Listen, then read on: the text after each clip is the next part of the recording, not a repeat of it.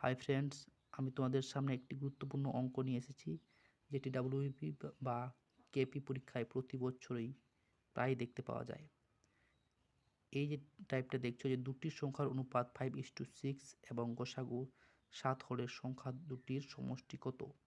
এই অঙ্কটা করতে আমাদের 5 সেকেন্ডেরও কম সময় লাগবে। যদি এই টাইপের অঙ্ক আসে যে দুটির সংখ্যার অনুপাত 5:6 এবং গসাগু 7 হলে সংখ্যা দুটির সমষ্টি কত, তবে কীভাবে করবো দেখে নাও। এটা করতে জাস্ট 5 সেকেন্ড লাগবে, কিছুই করতে হবে না। এটা করতে গেলে আমাকে প্রথমে কী করতে হবে, 5 + 6 এটা করতে হবে, করে গুণ ইন্টু এই 7 যে আছে, এই 7টাকে 7 করতে হবে। সমানটা কী করতে হবে, 5 আর 6 করতে যোগ করতে হবে 11 ইন্টু 7 সমান কত, 7 11 77। জাস্ট এটাই হয়ে গেল উত্তর। তো সংখ্যা দুটির সমষ্টি আমরা পেলাম, সংখ্যা দুটির সমষ্টি হচ্ছে 77 হবে।